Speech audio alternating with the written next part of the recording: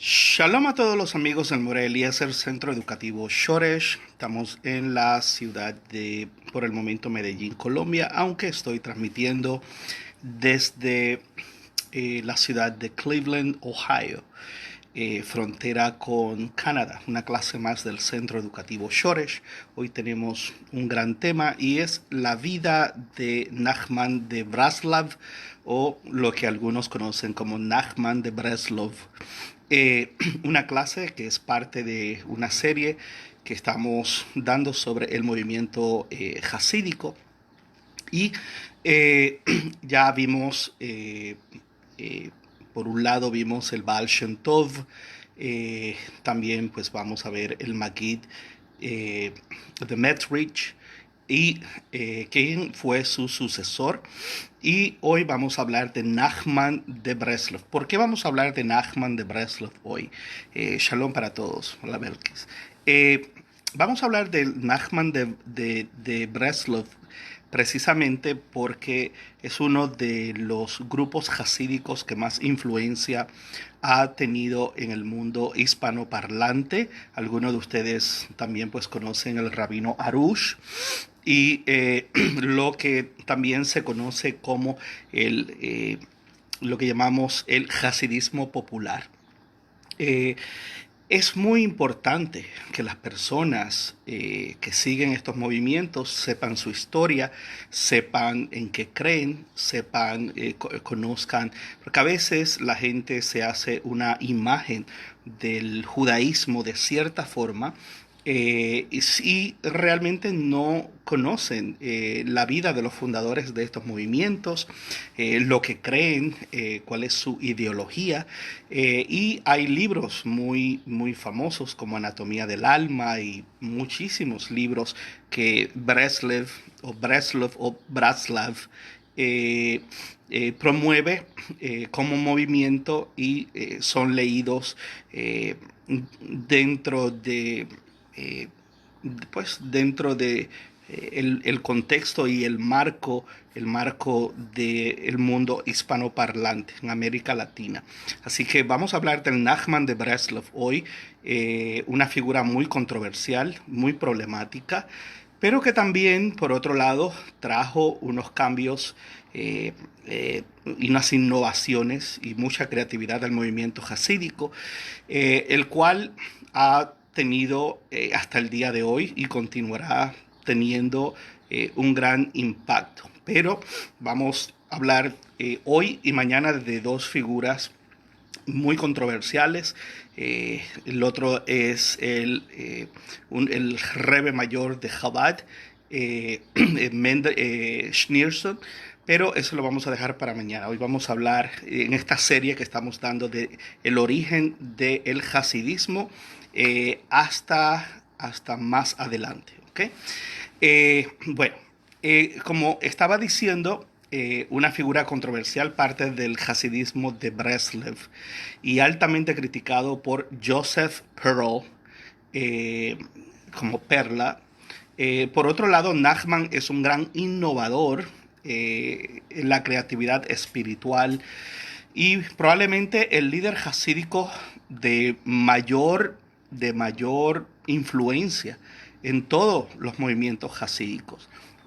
Hoy, a pesar de que el movimiento de Breslov no tiene un rebe como tal, porque Nachman muere muy joven, 38 años de edad.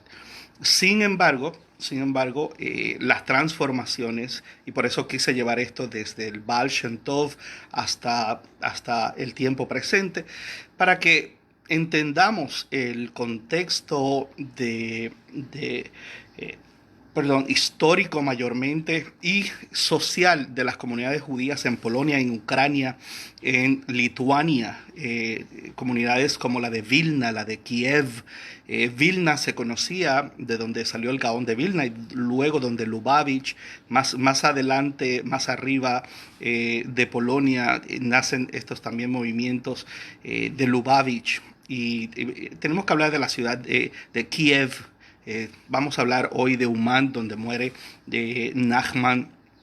Y toda esta información es muy, muy importante para que podamos tener un espectrum de, porque hoy hay muchísimos movimientos hasídicos, pero ver cómo cada uno se fue separando, cada uno fue haciendo sus distintivos, las luchas internas tan profundas que hubo en medio de ellos, el porqué, la dinastía hasídica, debido a que Nachman es nieto, es tercera generación, es nieto del Baal Shem Tov. Y su padre fue estudiante del Baal Shem Tov y su madre, por el lado materno, viene de una pues de las hijas del Baal Shem Tov. Lo otro es que hoy, a pesar de que Nachman no tiene Rebbe, y yo puse un video muy educativo donde estaba alguien representando a Chabad y estaban explicando qué es esto del Rebbe, porque un Rebbe no es un rabino. Recuerden que los Rebes son líderes espirituales y nacieron como vendedores de amuletos y como médicos curanderos que se convirtieron en líderes espirituales muy importantes en medio de un judaísmo abandonado y en medio de una clase judía en Polonia, Ucrania, Lituania, muy, muy maltratada, muy golpeada, donde los nobles polacos eran los que determinaban quién iba a ser el rabino y lo imponían, y el rabino tenía la misión de recoger los impuestos para estos nobles. Aparte de eso, no había una conexión pastoral, así es que se dice también en el judaísmo, el judaísmo tradicional, que era anti lo que es hoy la ortodoxia, que era anti-jasídica, y metieron a muchos líderes jasídicos a la cárcel. Igualmente los jasídicos acusaban a los rabinos como el Gaón de Vilna. Esto es lo que llamamos los mitnagdim. Los mitnagdim son los que se opusieron al movimiento hasídico, y luego cuando surge los mashkilim o de Haskalah, de iluminación, que es por ahí los 1715 en Alemania, y se extiende hacia donde ya estaba en el siglo XVIII y XIX, se extiende el pensamiento judío, donde estudiaban, en vez de estudiar solamente yiddish, estudiaban alemán, polaco, ciencia. Los judíos, hubo una respuesta del judaísmo tradicional en contra de los judíos estudiosos y de aquellos judíos que comenzaron a estudiar ciencia, a estudiar matemáticas, filosofía, y se crea un nuevo pensamiento y un judío que es el que hoy gobierna el judaísmo. Estamos hablando de movimientos reformistas y conservadores, que son los que componen el 90% del judaísmo hoy. Y dentro de la ortodoxia, los dos enemigos se unieron en contra de este 90%. Pues tenemos que explicar todo esto. Y son capítulos no muy lindos dentro de nuestra historia judía, pero hoy recuerden que el hasidismo se convierte en una dinastía y se convierte en algo que fue todo lo contrario en su comienzo. Precisamente fue aceptado por las masas judías porque el hasidismo rompía los moldes de opresión de un judaísmo tradicional altamente académico, altamente talmúdico, altamente intelectual, inteligente, y esta gente que vivían en los shtetls, en las villas, muy pobres, y podemos ver el violinista en el tejado, podemos ver cómo vivían Toba o Tobía, y él se dedicaba, era lechero. Y básicamente eso es lo que se dedicaban a cuidar gansos, a hacer sastres, a trabajar con oro, arreglar relojes, más que todos oficios. Y Sin embargo, estos líderes espirituales no tuvieron educación judía y no estudiaron realmente literatura rabínica, pero eran gente que amaban al pueblo, amaban al judío, y todo esto fue muy lindo al principio. Ya después, inclusive hoy, con excepción un poco de Breslev, vamos a ver ya cuando hay un rebe y ese rebe toma... bueno, ese fue el caso de Nachman también, que creía que él era como una especie de reencarnación de Elías y que su hijo era el Mesías, y siendo infante, y sin embargo el niño, el bebé murió muy temprano. Él muere a los 38 años y parte de sus hijos varones no sobrevivieron, solamente las mujeres, y cómo él realmente pensaba que de su familia estaba el Mesías, iba a nacer, y lo decía, y los líos, los problemas que estos movimientos hasídicos causaron con el judaísmo tradicional, que hoy se llama ortodoxo. Antes no existía la ortodoxia. La ortodoxia, ortoidoxa, significa forma correcta, y es lo que surge cuando surgimos nosotros, Haskalah, movimiento, judíos estudiosos, judíos que hablaban y estudiaban y leían varios idiomas. En el tiempo del Baal Shem Tov y del movimiento hasídico, 4 de 10 judíos no sabían leer en ningún idioma. Sin embargo, eso era muy elevado en educación comparado con los cristianos, polacos, católicos, y con los ucranianos que eran de la iglesia griega ortodoxa cristiana. Con todo y eso, pues no habían formas de progresar, a menos que no fuera por el estudio. La gente no podía pagar las yeshivot, estudiar en estas academias en Lituania, en Vilna, que se le conocía como la Jerusalén de Europa, la Jerusalén de Europa. Eran escuelas muy sofisticadas que producían rabinos. Y un rebe, repito, no es un rabino. Un rebe es un líder espiritual que ha tomado una dinastía debido a que precisamente de la familia del Baal Shem Tov, ellos afirmaban que tenían una línea genealógica directamente hacia el rey David. Y por eso tomaban la idea y le decían abiertamente a la gente que él era de, pues, eso lo vamos a ver con Schneerson también, y Chabad, y Lubavitch. Bueno, Nachman de Breslev fue el nieto de Baal Shem Tov, tenía linaje por ambos lados, nace en Medishbich, un nombre muy difícil de pronunciar. Si lo hubieran escrito es peor todavía, en Medishbich, Ucrania, pero algunos dicen Polonia porque eso depende en qué tiempo estén hablando, debido a que Polonia fue repartido, hubo una repartición de territorios en tres. Y vamos a ver un tiempo donde ciertos lugares pertenecen a pertenecen a Polonia, otros a Rusia, otra vez a Ucrania, Lituania. Eso depende de las situaciones políticas que van a haber. Hizo su fama en Braslav. En sí no es Breslov o Breslev, es que esa es la pronunciación inglesa, anglosajona. En español le dicen Breslov, pero en sí es Bratslav. Y cuando pronunciamos la A como la E en inglés, entonces suena como Bratslav. Pero en sí el nombre es Bratslav. Y no hay ningún problema que le diga Braslav, Breslev, Breslov. ¿Ok? Así que algunos en el mundo hispanoparlante dicen el Nachman de Breslov. ¿Ok? Bueno, pero esto es importante debido a que vamos a hablar de Hitbodedut. Los verbos que en hebreo que comienzan con hit es dentro de los edificios o los binyamin de la lengua hebrea, del idioma hebreo. Es una acción que uno hace hacia uno mismo. Por ejemplo, palel es el shoresh, la raíz de juzgar. Pero si yo digo lehit palel, estoy diciendo me estoy autojuzgando, me estoy juzgando yo mismo, me estoy bañando yo mismo, me estoy fotografiando yo mismo, me estoy vistiendo, ¿ok? O como decir lehit lavesh, mitlavesh, o de bañarme yo mismo, de limpiarme yo mismo.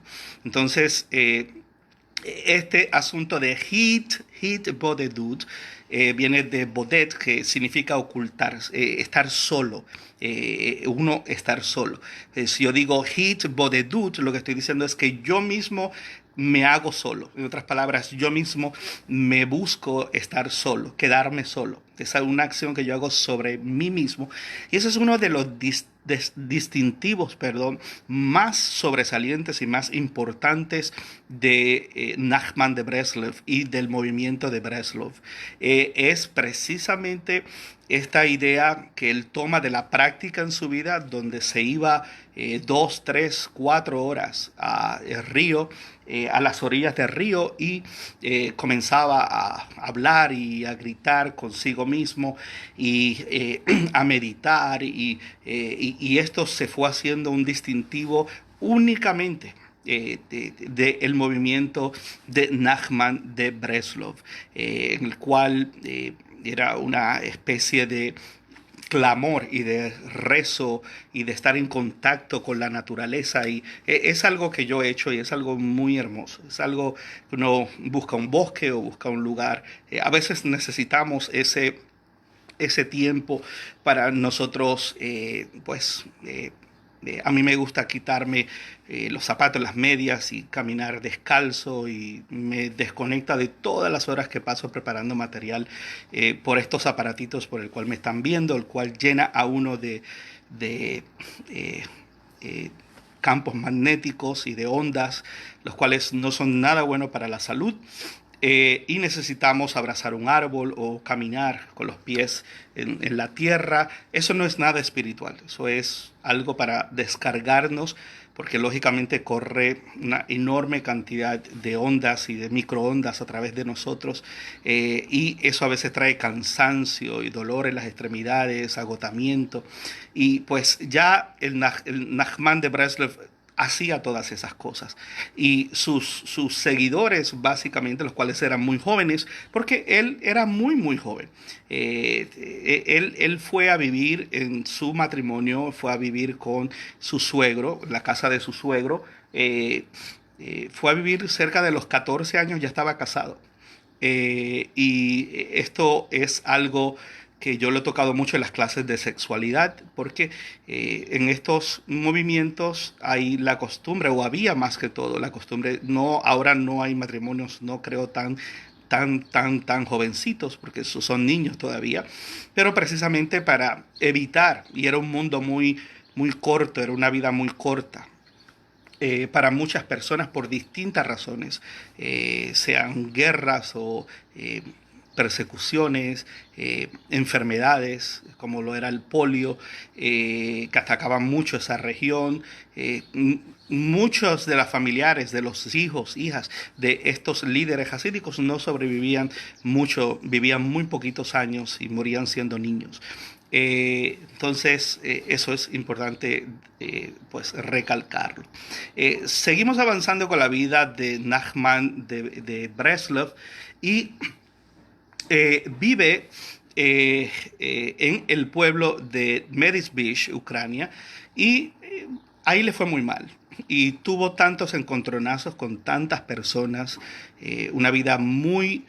Bueno, era un joven, era muy joven, y al ser tan joven, pues a veces los judíos y aún los mismos hasídicos lo acusaban de que era un burlón. Se burlaba mucho de otros hasídicos, y tuvo ideas muy de él, muy que él quería innovar el movimiento hasídico, y realmente se burlaba mucho de otros. Y hay historias completas. En una ocasión que estaba en un barco y tuvo muchos problemas porque habían otros hasídicos de otros grupos, y fue muy burlón.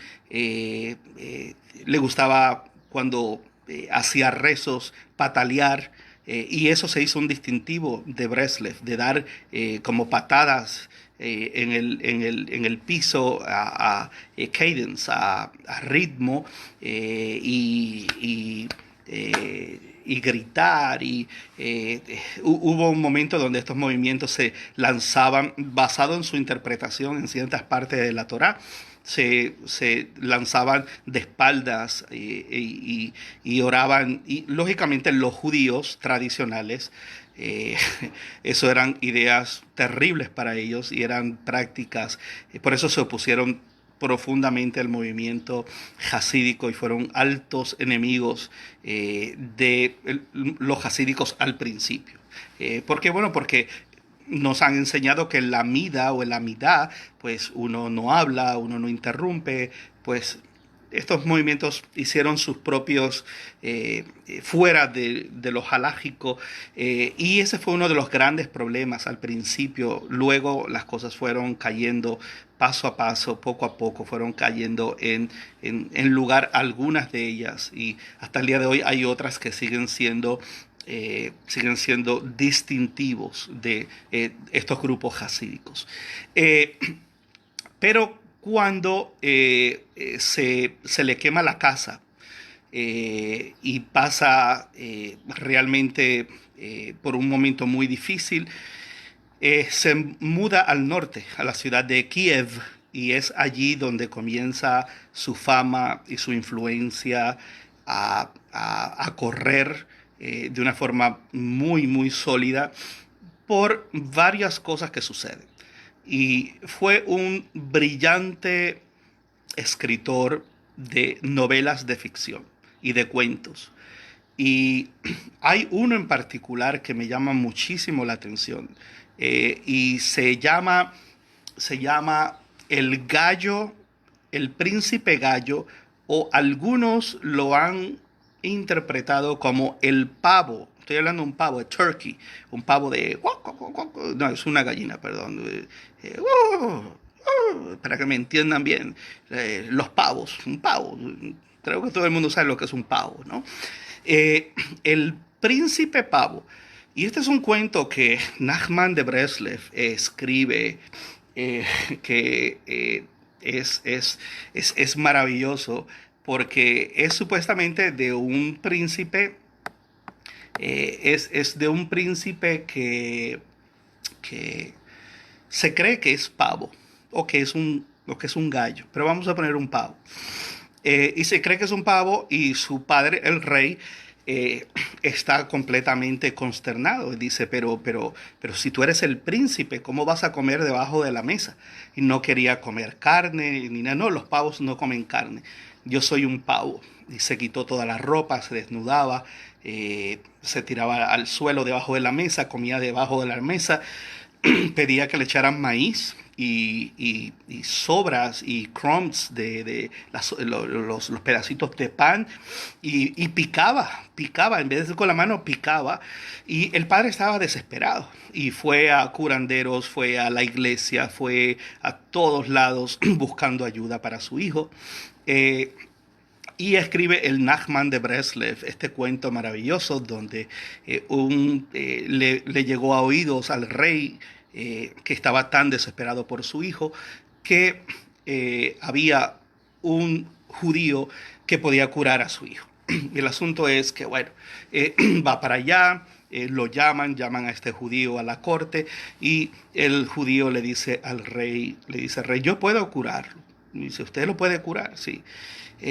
Pero usted tiene que ser tolerante a todas las cosas que yo haga para tolerarlo. Perdón, para yo sanar a su hijo. Usted tiene que ser muy tolerante con lo que yo vaya a hacer. Shalom Abisai. Así que el Nachman de Breslev escribe en ese maravilloso cuento que el judío, pues el primer día que está en el palacio para curar a el príncipe pavo, este príncipe que se creía que era un pavo, pues el judío se quita la ropa también, se desnuda y se mete debajo de la mesa. Y el rey dice, pero usted también se va a poner a hacer como mi hijo. Dice, yo le dije que yo lo podía curar. Y usted dijo que usted podía tolerar todas las cosas que yo hiciera para sanar a su hijo. Entonces, bueno, ahí quedó todo eso. Cuando el príncipe, que se creía ser un pavo, ve que el judío se desviste como él y se pone a picar pedacitos de pan debajo de la mesa, le dice, hey, hey, hey, tú no eres un pavo, yo soy un pavo. Y tú no eres un pavo y tú no puedes comer como comen los pavos. Y el judío le dice, ¿por qué no? Y dice, yo soy un pavo, igual que tú. Que tú eres un pavo, sí, yo soy un pavo. Y tú y yo somos pavos, sí, los dos somos pavos. Y los dos se pusieron a comer, pero apenas iban a comenzar a comer, el judío se sentó en la mesa. Y el príncipe, que se creía un pavo, le dice, pero es que los pavos comemos en el piso, los pavos no comemos en la mesa. Y dice, sí, pero ¿por qué no? Yo soy un pavo que me subí en una silla y pues quiero comer en una mesa. Entonces el príncipe, que se creía ser un pavo, también se subió y hizo como que saltó a una silla y le sirvieron maíz y cosas así y comenzó a picar encima de la mesa. Ya por lo menos habíamos avanzado ese día un poquito. Al otro día, cuando el príncipe iba a ir a comer en el piso, dice, no, ayer comimos sentados. Vio que le sirvieron algunos vegetales y cosas que los humanos comemos, Shalom David, no cosas que los pavos necesariamente comen.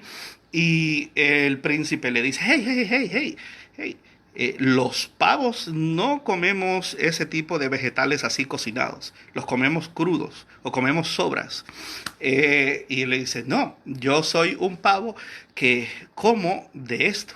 Y si tú eres pavo como yo, pues también tú puedes comer como eso. Bueno, y el asunto es que al tercer día se empieza el judío a poner ropa, porque ya se sentía muy desnudo, y dice, no, los pavos, le dice el príncipe, que se creía un pavo, dice, los pavos no usamos ropa.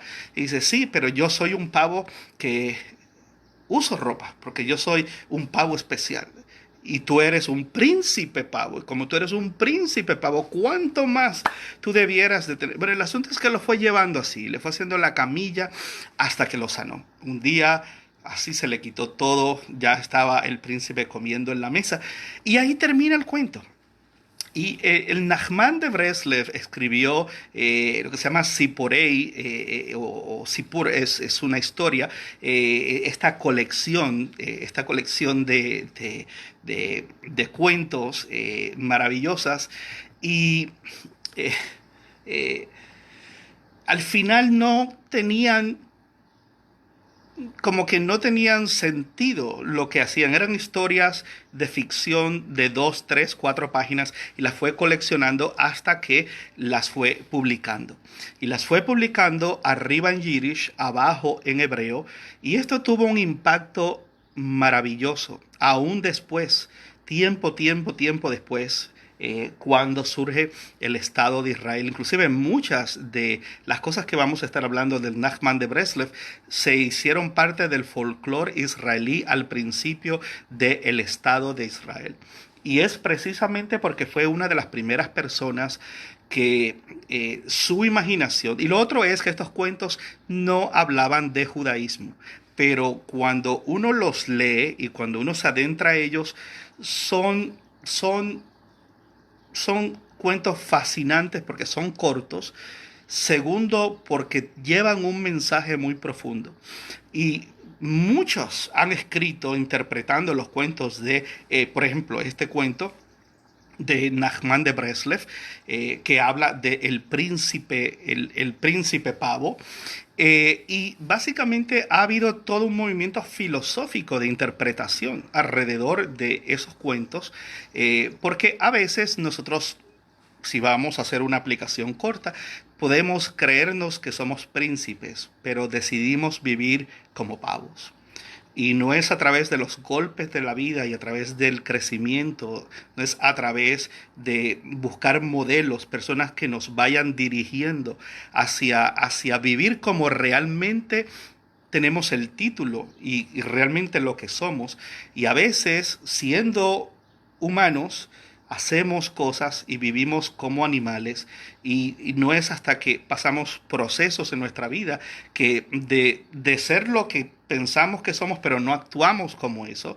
Luego, entonces, no sé si me hago entender, vamos recuperando y vamos creciendo y vamos valorando realmente que siempre fuimos príncipes y que en realidad nosotros vivíamos como príncipes pavos. Entonces, ha habido una serie de escritores en el mundo judío que se han dedicado únicamente a descifrar y a interpretar y de distintos niveles tomar toda esta ficción y todo este folclore que es muy distinto al Baal Shem Tov, es muy distinto a Schneerson, que vamos a hablar mañana, Baruch Hashem, de Schneerson y de los Lubavitch y de Chabad y de todos estos líderes, o llamados los Admorim, donde en sus mamar o en sus enseñanzas, no fueron ellos los que escribieron, sino fueron sus estudiantes que le dieron esta grandeza de leyenda. Por ejemplo, los estudiantes del Baal Shem Tov decían que es cierto que él no era un rabino, que él no era educado, que él no conocía nada de lo que conocían en el norte, el Gaón de Vilna y en la gran Jerusalén de Europa, Vilna, la ciudad de Vilna, y que allí era el centro del intelectualismo y de la élite de talmúdica y todo, pero que el Baal Shem Tov había sido enseñado por un ángel especial y que habían tenido a través del misticismo y a través de trances cabalistas y a través de sus enseñanzas, los estudiantes lo que hacían era que recolectaban este mamar, este sermón que se da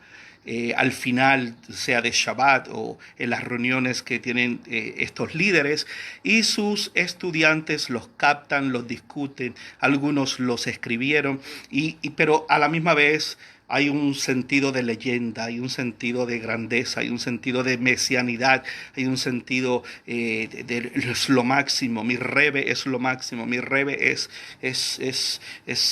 el Mashiach, mi Rebe es esto. Nachman sí tuvo alusiones a que de su familia, su infante hijo iba a ser el Mesías, de que él era Elías y lo iba a introducir, pero por otro lado, se le debe al Nachman de Breslev, se le debe profundamente una transformación en lo que acabamos de decir, en el concepto de Hitbodedut, en el concepto de los cuentos, de las enseñanzas, de la forma en que enseñaba.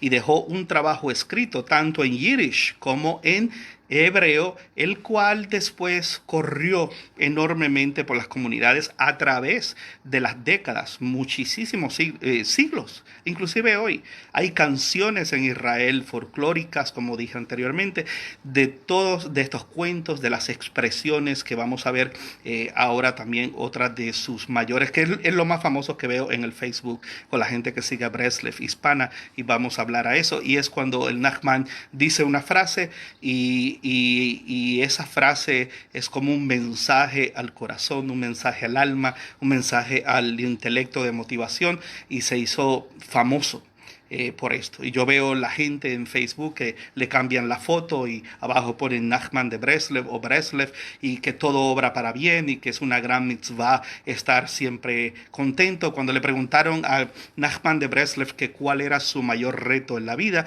decía estar contento, estar súper alegre por 8 días corridos. Y eso es algo lindo, porque es muy difícil. Yo no recuerdo haber estado contento 8 días corridos durante mi vida, por mejor que vayan las cosas. Pero es ese acto de conciencia de estos líderes espiritualistas y populistas, especialmente él, que llevó a las filas del hasidismo algo innovador y algo completamente nuevo, algo que fuera brillante. Y este cuento de El Príncipe Pavo, pues sigue, y es solamente un ejemplo de las colecciones completas de cuentos que escribió el Nachman.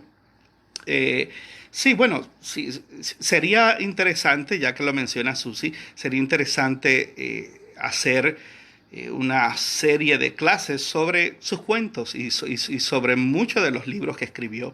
Y, y- y- y precisamente son libros de espiritualidad y de motivación y de vida práctica. Y ese ha sido el mayor énfasis del movimiento de Breslev, el cual, debido a que muere a los 38 años de edad solamente, murió muy, muy, muy joven, 38 años, y no dejó un líder. Sin embargo, el movimiento de Breslev ha crecido mucho, ha tenido impactos profundos gracias a esto que estamos hablando y a las innovaciones y la creatividad y esto de hitbodedut, de irse a gritar a los campos y a orar y a meditar y buscar un sentido de espiritualidad distinto, de sanidad de uno mismo.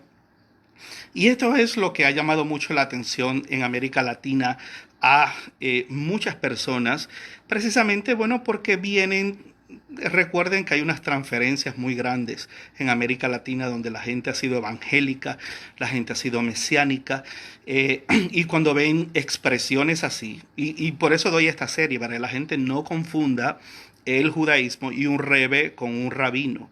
Y la gente a veces cree que esto es representativo del judaísmo y aunque la enorme mayoría del mundo ortodoxo hoy cae dentro de uno de a lo mejor 15, 20 movimientos hasídicos, no es lo mismo. Un rebe y un rabino jamás es lo mismo. Y una de las críticas más fuertes que hizo Nachman de Breslev, precisamente, y uno de los cambios más transformadores, era que los seguidores del Baal Shem Tov, cada uno, como siempre pasa, cada uno decía, oh, yo tengo la verdad del Baal Shem Tov, o yo tengo que fue el fundador de estas ideas, ¿no?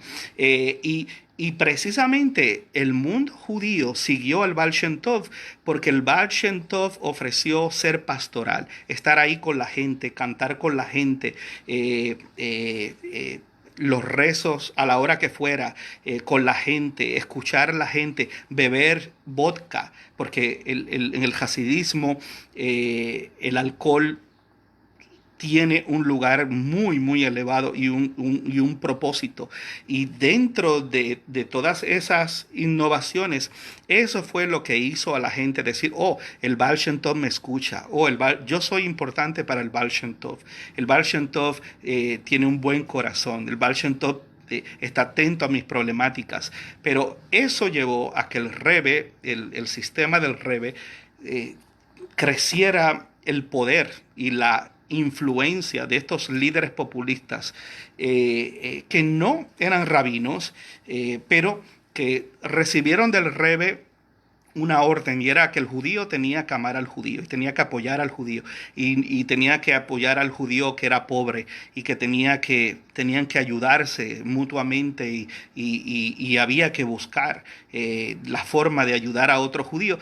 Eso gusta en todas las religiones y eso es la clave de todo. Yo viví eso porque yo fui pastor evangélico antes de ser judío y tuve una iglesia de 600 miembros en Puerto Rico y la gente siempre quiere que uno ore por ellos, la gente que uno los visites, que uno no es que la oración de nadie puede más que la de otro, ni que alguien es más santo que otro, pero para la mente de la gente, en la psique de la gente, en la psiquis, hay esa necesidad de que los líderes están ahí, son pastorales, están pendientes, y eso era lo que no había cuando el Baal Shem Tov. Pero resulta que ya en la tercera generación, en los movimientos hasídicos fueron altamente criticados un siglo después, en el siglo XIX, precisamente fueron altamente criticados porque se habían hecho muy rígidos, había una figura, el Rebe es casi el Mesías, el Rebe es santo, es un sadik, el Rebe es lo máximo, y hoy tenemos serios problemas con eso. En Nueva York, en Brooklyn, hay lugares donde todavía hay estudiantes que nunca conocieron al Rebe, porque yo viví en Brooklyn en el 1994, por ahí cuando muere más o menos Schneerson.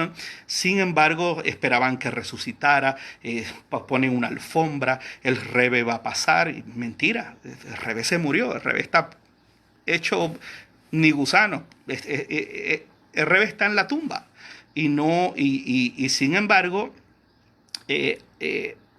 Nachman de Breslev no preparó un líder. Algunos dicen que fue porque murió muy joven, otros porque realmente fue altamente crítico de ese sistema, de que los movimientos hasídicos no debían de venerar a ese punto. Sin embargo, por otro lado, muy controversial, porque por otro lado, él abiertamente decía que criticaba a otros líderes de movimiento hasídico que habían supuestamente visto parte de la Merkabá de Elías. eh, y sin embargo, él abiertamente decía que de su familia, que su hijo era el Mesías y que él era una especie de Elías que lo iba a introducir. Así que vemos a veces todas estas contradicciones a veces dentro de la religión y dentro de todas estas bases. Pero la influencia y el legado de este hombre fue realmente fue muy, muy grande. Bueno, ya hablé de lo que se llama Sipurei Masiyot, de Sipur, bueno, está Sipor y Sipur, un pájaro y un cuento, pero estamos hablando de la serie, perdón, la serie que estuvimos hablando de El Príncipe Pavo. Lo otro finalmente que voy a decir, ya dije que fueron escritas en Yiddish y en hebreo, lo cual ayudó muchísimo para la base de la resurrección del idioma hebreo cuando nace el Estado de Israel. Y esto es muy importante. Una de las influencias grandes de Nachman de Breslev es precisamente sus escritos, sus cuentos en Yiddish y en hebreo literario, porque fue altamente criticado por eso, pero yo no lo culpo del todo por eso, porque el hebreo como lengua moderna, pues lógicamente tuvo unas evoluciones muy grandes, y luego vemos el primer diccionario con Eliezer Ben Yahuda, y, perdón, eh, eh, no se podía esperar niveles académicos muy elevados de estos líderes hasídicos, porque en sí, pues eran más que todo líderes populistas pastorales que hicieron una gran influencia en el pueblo, en la judería de Ucrania, Lituania, Polonia, y ya de eso hemos hablado bastante desde Catalina II, Nicolás I, la caída de la Quejilá en el siglo XIX y los nobles, los progromos. Hemos hablado de todo ese contexto tan fuerte donde ahí se va desarrollando todas estas ideas del hasidismo. Voy terminando. Epigramas se conoce, una como de las influencias más grandes del Nachman de Breslev es precisamente lo que llamamos epigramas. Y ya dije lo que era un epigrama, pero estas son oraciones muy cortas, un mensaje con un mensaje filosófico positivo o espiritual que encapsula una idea muchas veces espiritual escrita mayormente en hebreo y que se convierten en canciones. Por ejemplo, es una gran mitzvah estar siempre alegre. Y vuelvo y repito, una de las veces que le preguntaron que cuál era el mayor reto de su vida al Nachman de Braslav, que es como realmente se debe decir, fue estar alegre por 8 días corridos. Entonces es muy interesante. Finalmente, termino con los tikkunim. Tikkunim como de tikkun, como de reparar, las reparaciones.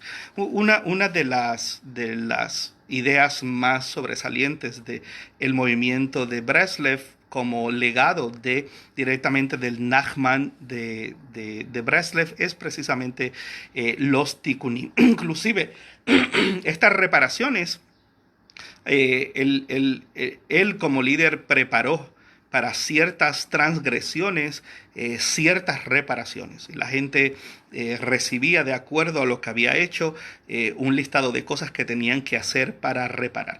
Lógicamente, todo esto en todos los movimientos hasídicos, de una o de otra forma, estaban en la ideología, a pesar de que ya estaba habiendo un rompimiento y habían más y más movimientos. Pero la cábala de Luria, de la cual ya estuvimos hablando, y el asunto de las chispas divinas y la idea de reparar y que con nuestras acciones podemos reparar eh, el cosmos y el mundo y aún impactar la creación en la materia es de lo cual ya estuvimos hablando, y estuvimos hablando inclusive de las corrientes del pensamiento gnóstico y de la energía hacia esas ideas de Luria, que Luria las organiza, no son de Luria, Luria las organiza y las pone en un lenguaje de Sefirot que sea más entendible, y por eso pues fue mucho más fácil captar esa idea de Luria y de llevar eso a distintos niveles de interpretación en comportamiento humano, a nivel psicológico, a nivel espiritual, eh, bueno, todos los niveles posibles habidos y por haber. Eh, tenemos tres cosas. Tenemos que fue un gran escritor. Inclusive no tenemos más obras del Nachman de Breslev porque él mismo ordenó que las quemaran cuando él consideraba que estaban algunas de ellas llenas de secretos y llenas de fórmulas y llenas de un pensamiento cabalista muy, muy denso, muy, muy fuerte. Ordenó que las quemaran. Sus cuentos, sus epigramas, el concepto de tikkun, hit bodedut, de uno mismo estar en soledad. Esos son los distintivos y ese es el legado más fuerte del Nachman de Breslev. Después que un fuego destruyó su hogar, decide mudarse a la ciudad de Uman, donde muere después de luchar 3 años con la enfermedad de tuberculosis. Allí fue altamente criticado porque jugaba mucho chess o mucho ajedrez con judíos que pertenecían a, pues, al pensamiento y al judaísmo de Haskalah. Y en ese sentido, pues no dejó un seguidor del movimiento, pero el movimiento siguió. El movimiento es un movimiento fuerte en Israel, es un movimiento que atrae a muchas personas mayores también.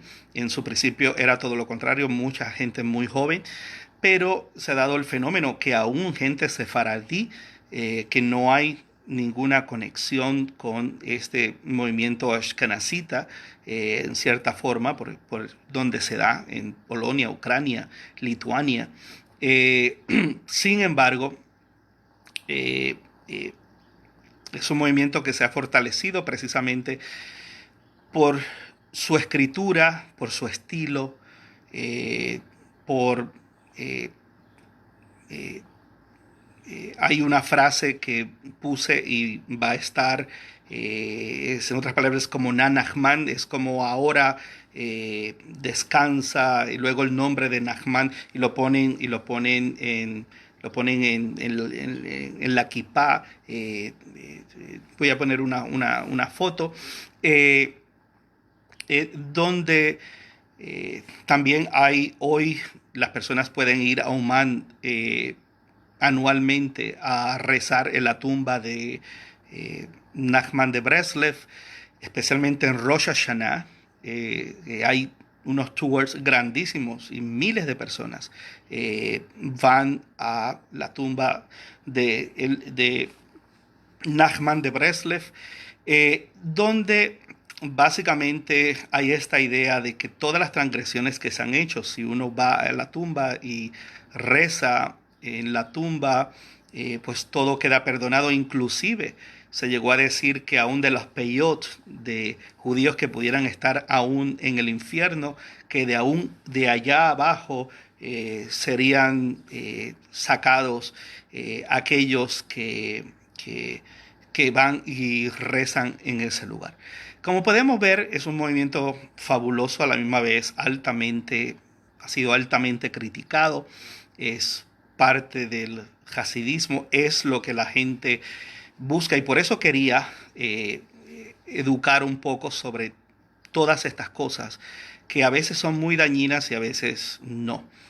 La razón por la cual yo como educador judío hago esto, siendo claro, yo fui a una escuela rabínica integral, tuve eh, eh, profesores rabinos jasídicos, como de todos los movimientos, y rabinas reformistas, rabinos conservadores, ortodoxo moderno. Yo quise ir a una escuela rabínica donde pudiera estar en contacto con todas las expresiones, si va a ser educador judío, pues tener un cuadro de todas estas cosas. Y es una historia fascinante, porque nos ha dejado un legado. Mi preocupación, y con esto cierro, es que la gente a veces imita el hasidismo como si fuera la representación del judaísmo, y compran todos los libros y siguen a rabinos y eh, tantas cosas. Bueno, no a rabinos porque esta gente no son rabinos en sí. Un rebe no es un rabino, y lo repito. Y para aquellos que tengan un poco de preguntas sobre esto, puse hace 2 días atrás, una discusión maravillosa de un representante de Chabad con un representante ortodoxo moderno, con uno conservador y un judío secular, o de tendencia secular, hablando sobre la diferencia entre un rebe y un rabino. Y maravilloso. No es un debate, es una explicación de dónde viene cada uno para decir eso, ¿no? Así que ese ha sido lo que he querido compartir del Nachman de Breslev. Mañana, Baruch Hashem, probablemente estemos hablando de Schneerson, y estemos hablando de Lubavitch y del movimiento de Chabad. Y con eso vamos cerrando, porque lo que quiero es exponer a la gente a que me preocupa a veces las mujeres todas vestidas, y México es un desastre, mesiánicos, vestidos como hasídicos, blanco, negro, y judaísmo en Colombia, de gente que usan sombreros de ciertas grupos hasídicos, ideología hasídica. Sin embargo dicen que son sefaradí, y creo que hay mucha confusión. Creo que la gente tiene que ubicarse históricamente y saber qué es lo que quieren, porque hay es lógico que todos, y yo pasé por eso también, todos hemos como hispanos pasado por procesos, problemas de identidad profundos, donde eh, primero comenzamos con los apellidos y con nuestra familia, y que éramos descendientes de Anusim y toda esa babosada, y no las creíamos, y hasta que después uno empieza a adentrarse en qué los rabinos piensan sobre eso, cuán real puede ser eso, cuán probable puede ser eso, y uno va creciendo, luego uno va a la escuela rabínica, más se le abren los ojos a uno, y uno dice, wow. Y sin embargo, pues a veces me duele, porque veo mujeres vestidas con ese calor en varios países que he ido, con hasta acá, hasta el cuello, y no porque es newt, y porque una cosa, y el recato de la mujer, y sin embargo violentando precisamente la base de eso, porque en sí lo que significa es no llamar la atención en sobremanera, y una persona se puede vestir normal y ser recatada.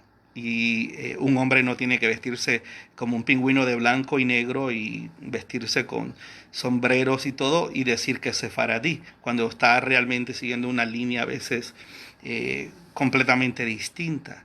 Entonces tenemos que definir qué rito voy a hacer, qué quiero ser, qué busco en el judaísmo, qué realmente conozco. Y primero tenemos que conocer. Yo no me puedo meter a algo que no conozco, porque sería algo muy inmaduro. Tengo primero que conocer, y después que conozca bien, yo digo, bueno, esto es para mí. Y por eso mucha gente termina desilusionada, terminan en las casas, terminan sin ser evangélicos, sin ser mesiánicos, sin ser judíos, sin ser ortodoxos, sin ser nada. Después le dicen a uno, no, yo soy judío en mi corazón, como si el judaísmo fuese algo de ser judío en el corazón.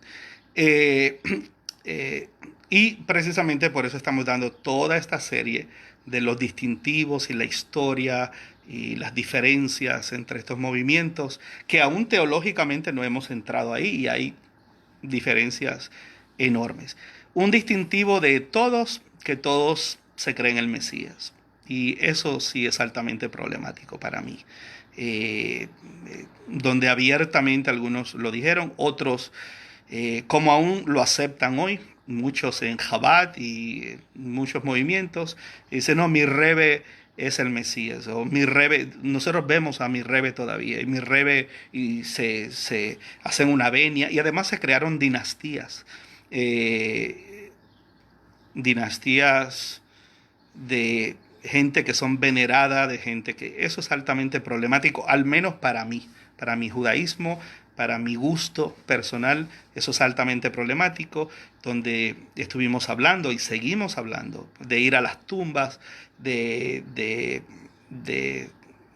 como si ese personaje estuviera vivo, como si eso fuese, y eso para mí ah, raya ahí en la línea de otras cosas que no quisiera mencionar, pero es solamente para que evalúen y es para que recapaciten, para que miren, busquen bien y ya después usted se define, ya después dice, esto es lo que quiero hacer, esto es lo que debo realmente buscar. Y esta idea también de oh, es un sadik y es un justo, señores, no hay nadie justo. Y yo no necesito intermediarios para llegar a Dios. Todas estas ideas son altamente llamativas a los ex evangélicos, a los mesiánicos, a los ex mesiánicos. Eh, pues por la idea de que no, ese es un hombre de Dios, eso es un hombre especial, eso es un hombre, no, señores, el judaísmo no hay eso. El judaísmo, eso no existe. Eso ni la Torá lo permitió con Moshe, porque si no lo hubieran venerado. Imagínense que tengamos que ir a la tumba de Moshe Moshe, nuestro rabenu, y orar, y es nuestro intercesor. No, definitivamente eso no tiene espacio dentro de nuestra tradición sana, pero sí existe enormemente debido a que estos grupos hasídicos han crecido tanto y su influencia que son la mayoría dentro del mundo, son la enorme mayoría dentro del mundo que llamamos hoy ortodoxo. Un abrazo para todos. Quiero recordarles algo. Nosotros nos sostenemos en el centro con cursos. Muchos son gratis. Esta clase va a estar en nuestro canal dentro de un par de horas. El canal, hay muchísimas clases gratis, hay series. Centro Educativo Shoresh en YouTube. Esta no es la página del centro. Yo es que no he podido mudarlos a ustedes a la página del centro, porque aquí tengo casi 5,000 personas y al final me rendí y en vez de enseñar en la página del centro, enseño aquí. Allá pongo biografías y pongo otro material, pero he tenido problemas siempre con eso. Pero vamos a comenzar un curso de lectura de hebreo. Tenemos un grupo gratuito en WhatsApp donde estamos poniendo parte de la Aliyá y yo la estoy leyendo muy despacito, para que la gente lo pueda seguir. Estamos dando un curso de lectura de hebreo que está abierto para matrículas y gematria, en el buen uso de la gematria, no mal uso de la gematria. Y aparte de eso, el curso Torah y Parnasá para fortalecer las finanzas del judío converso, la cual eso es un tema que pica y se extiende, y la buena administración de grupos y comunidades emergentes o conversas, lo cual es desastroso en América Latina. Y comunidades que no tienen un lugar pago, no tienen un Sefer Torah, no tienen un cementerio y llevan 15, 20 años de existencia, problemas para recoger las cuotas de la gente. La gente quiere ser judío, pero cuando le tocan el bolsillo, como en el judaísmo, hasta ahí llegar.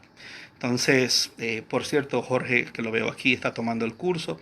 Ellos pueden hablar del curso y es un curso muy bien diseñado con toda la intención de que todos puedan crecer, de que todos puedan avanzar y que realmente haya una transformación en el pensamiento y se aprenda de las comunidades judías que llegaron a nuestros países sin nada y lograron florecer.